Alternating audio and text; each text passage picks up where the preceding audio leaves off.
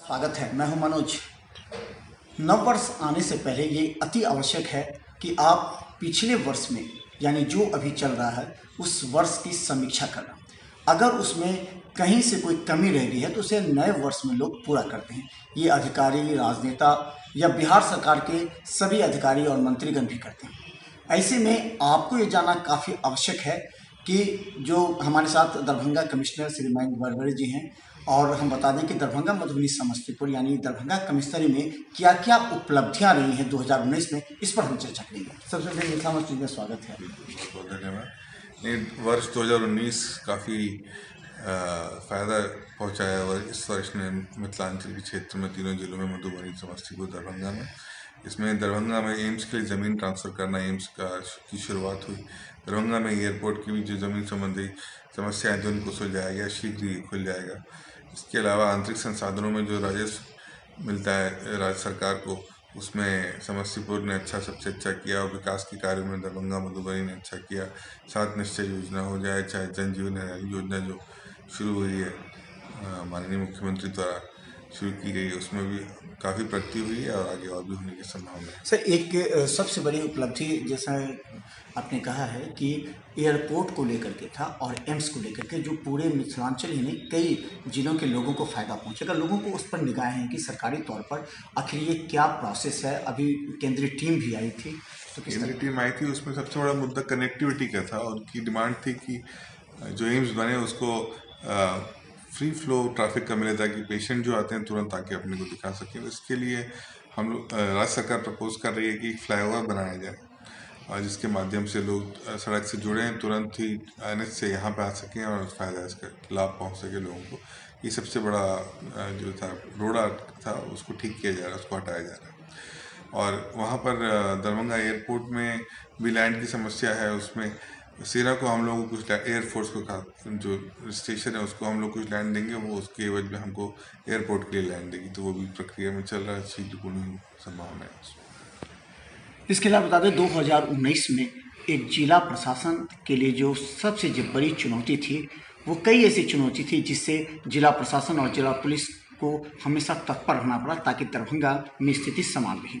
बाढ़ का समय लोगों के लिए काफ़ी ज़्यादा परेशानी का सबब था। दरभंगा, मधुबनी, समस्तीपुर के कई ऐसे क्षेत्र थे जो बाढ़ग्रस्त से वहाँ के लोगों का जीना दुभर था। ऐसे में जो कार्य हुआ, उपलब्धि, वो किस तरह? वो मधुबनी में जो बांध टूटने के कारण बाढ़ आई और मधुबनी का जो पानी यहाँ पर दरभंगा में 4-5 प्रखंडों में अंचलों में आया है, तो उसमें जिलाधिकारियों ने सशक्त भूमिका निभाई है।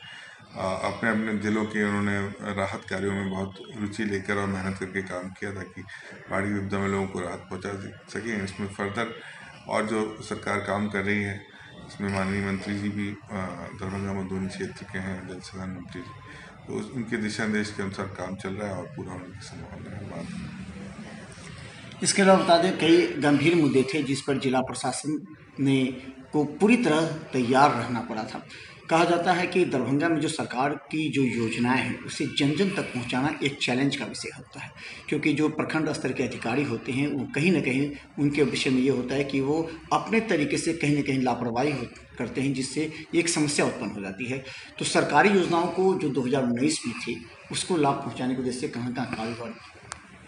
इसमें हम लोगों ने ट्रेनिंग कार्यक्रम आयोजित किया जिसमें कि प्रखंड विकास पदाधिकारी, अंचल अधिकारी लोग आए और सब जमीनी स्तर पर समस्या ये है कि रिक्तियाँ बहुत ज़्यादा हैं, चाहे पंचायत सचिवों की हो, चाहे राजस्व कर्मचारी की हो या अमीन की हो।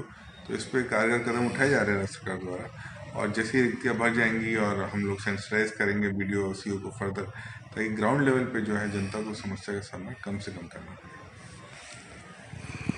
इसके अलावा सर कई ऐसी समस्याएं थी जब 370 का मुद्दा उठा, राम मंदिर का मुद्दा उठा, फिर अब CAA का मुद्दा उठा। इसमें एक जिला को पूरी तरह संतुलित करना ताकि किसी भी तरह का जो उपद्रव ना हो, उसके लिए एक चैलेंज आप लोगों ने निभाया था तीनों जिलों में।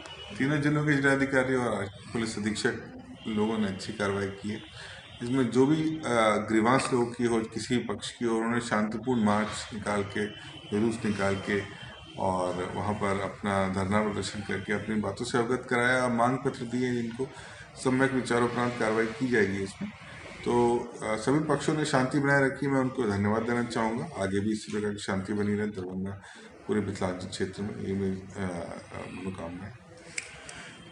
और बता दें 2020 में सबसे ज़्यादा अभी जिला प्रशासन की जो चुनौती है वो 19 जनवरी को लेकर के, जब मुख्यमंत्री यहाँ पहुँचे थे तो उन्होंने मानव श्रृंखला निर्माण के लिए कम से कम दरभंगा में ही 468 किलोमीटर है और भी दरभंगा, मधुबनी, समस्तीपुर में मानव श्रृंखला के निर्माण को लेकर के किस तरह एक चैलेंज होगा आपका? बिल्कुल नहीं, इसके लिए मुख्य सचिव महोदय के स्तर पे 2 बार वीडियो कॉन्फ्रेंसिंग हो चुकी है। सभी जिलाधिकारी और पुलिस अधीक्षकों को अवगत कराया जा चुका है। उन्होंने अपना रूट मैप किस प्रकार से, कहाँ से किसको इन्वॉल्व किया जाएगा, क्या क्या टीम्स रहेंगी, ये सब तैयारी हो चुकी है। तो मंडल स्तर पर भी मैंने एक बार मीटिंग की है, पुनः वीडियो कॉन्फ्रेंसिंग होने वाली है। जहाँ तक है एक सफल आयोजन किया जाएगा मानव श्रृंखला का, ऐसी उम्मीद करते हैं। एक और चैलेंज है मानव श्रृंखला के अलावा कि 2020 में ही एमएलसी का चुनाव होने वाला है, जिसकी लगभग प्रक्रिया पूरी हो चुकी है और इस चुनाव को लेकर के किस तरह की तैयारी है? इसमें जो सबसे इम्पोर्टेंट होता है वोटर लिस्ट बनाना, क्योंकि डी नोवो बनाना पड़ता है, हर बार नए सिरे से बनाना पड़ेगा, टीचर्स कॉन्स्टिट्यूंसी हो चाहे ग्रेजुएट कॉन्स्टिट्यूंसी हो। तो आज ही उसका 30 दिसंबर 2019 को फाइनल पब्लिकेशन है। इसके बाद उस सूची मुद्रित कराई जाके 1 बजे साइन होगा सर्टिफिकेट, और बाकी मॉडल कोड ऑफ कंडक्ट और बाकी प्रक्रिया आज शुरू होगी। उसके बाद जब इलेक्शन अनाउंस होंगे तो मतपत्र बना के उसको फिर फाइनल वोटिंग कराना और गिनती करवा के फिर रिजल्ट डिक्लेयर करना। तो ये काम समय पे चल रहा है, समयबद्ध तरीके से हम लोग इसको सफलतापूर्वक पूर्ण करेंगे। हमारे साथ दरभंगा कमिश्नर मयंक बरवड़े जी हैं, जो लगातार दरभंगा, मधुबनी, समस्तीपुर की हर छोटी बड़ी समस्याओं के प्रति सजग रूप धारण करते हुए तीनों जिलों के जिलाधिकारी एवं पुलिस अधीक्षक के साथ मिलकर तमाम वैसी परिस्थिति से निपटने का प्रयास करते हैं ताकि आम जनता को भी फायदा पहुंचे। एक चीज़ होगा 2019 में कौन सी ऐसी यादें हैं आपकी जो लगा कि ये कम हो गया, उसको हम 2020 में पूरा करें, उसमें कुछ कमी रह गई होगी?